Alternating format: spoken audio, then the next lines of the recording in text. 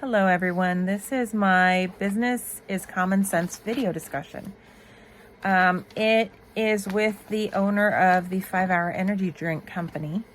He originally retired from another company and said that retirement was harder than actual working.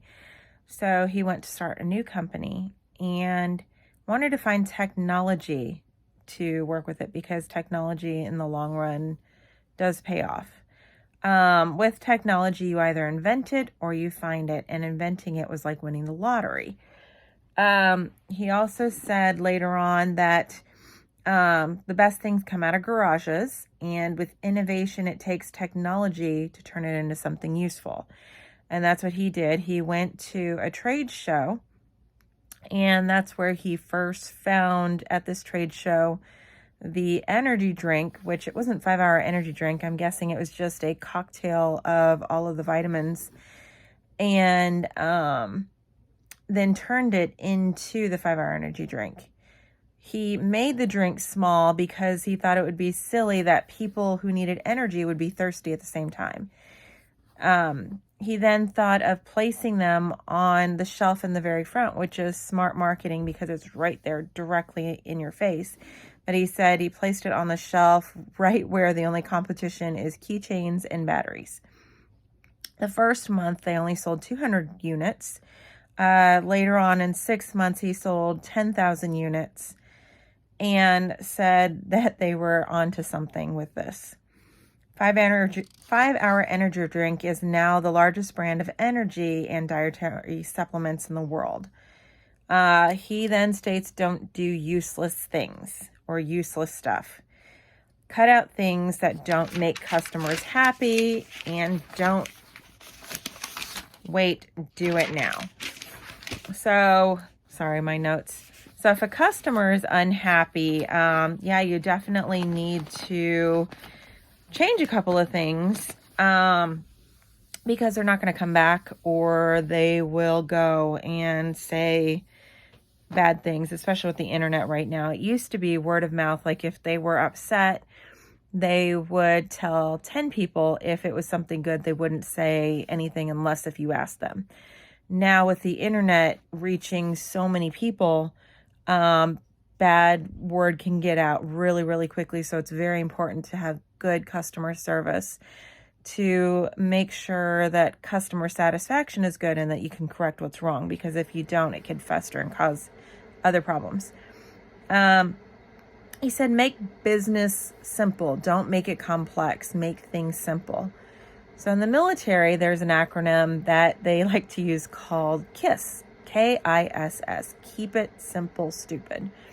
And he's saying the same thing. Just keep it simple. Don't make it complex. He also has the largest charity in India.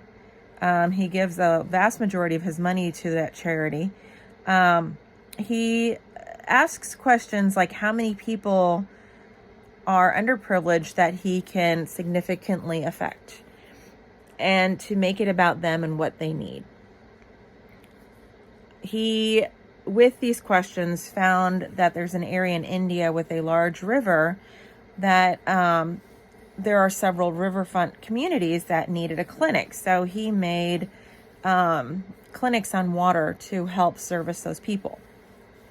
He said, you recognize a need for the people and you do it. Whether it be business or charity work, you recognize the need and you do it.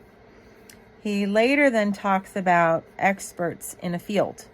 So he says experts are experts in things that have already happened, not in things that are going to happen or will happen. They're only going off of knowledge of things that they already know what it's going to do. So when he talks about marketing, they talk about like how they know if you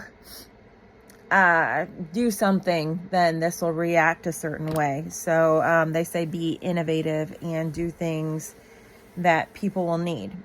So he also asks, in marketing, what is the prime directive? So his prime directive, or what he says, is no agitation. agitation is the largest cost in business. So, for example, if a customer, as I was just talking about, is agitated, then, or even an employee. So let's go with the employee. If an employee is agitated, they're not going to do their best performance, and often they will complain or gossip or cause further problems in the business or office, and that is not good. It brings their morale down. People are unhappy. Negativity is toxic. So he says, if someone's agitated, it's time for them to go, or they need to go. It's bad. They need to go. So it's the same thing with somebody at the office. If they're agitated, it's bad. They need to go, or even with customers. If they're bad customers, always agitated, can't make anything right, then it's time for them to go and go on somewhere else. I've had to do that with a couple customers, actually. Let's see what else. Oh, he says, as an entrepreneur, you shouldn't be risk takers. I'm guessing major risk takers. There's always a risk when you're an entrepreneur as to introducing new product. So he says, minimize your risks. He also said, don't be dumb. He then asks, like, his people when they're brainstorming, is the idea slam dunk? So when he asks that, it helps them clarify their idea, or clarify their minds, as they say, to make the idea more straightforward, more straight-lined, if it's a good idea or not. Then he says, use common sense in business and do things with a sense of urgency. So, again, it goes back to keep it simple, stupid. And then also, if you come up with an idea, do it, get it done now. Don't wait on it. Then he also talks about hiring people with experience, not people who know it all straight out of school. This statement is definitely true. He uses moms as an example, saying moms would be better workers than someone who has just graduated with an MBA. Because through that, with them just graduating with an MBA, they know all the information from a textbook, but they don't know it through firsthand experience. Whereas with a mom, she definitely, especially a stay-at-home mom, knows how to balance her time wisely, manage people, and also maintain a budget and manage a checkbook. And so that's what he says is, like, hire people that have experience. They are professionals in what they do, and treat them with respect and empower them. Let them take control, let them take initiative, let them feel like they are worthy and part of the business.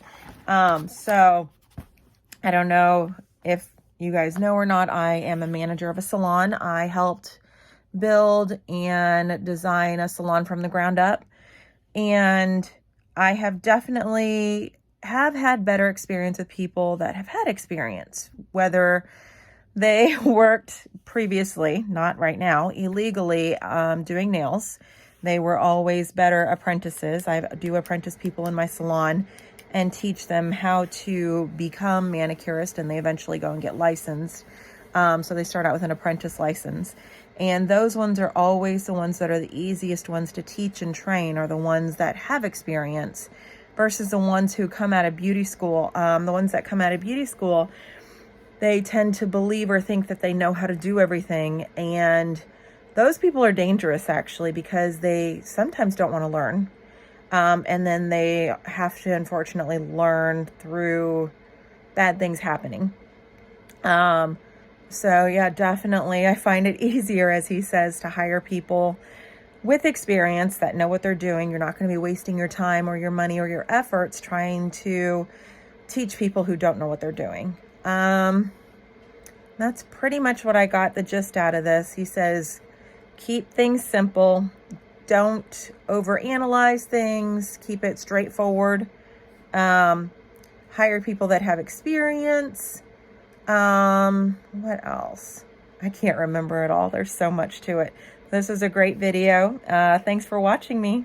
Bye.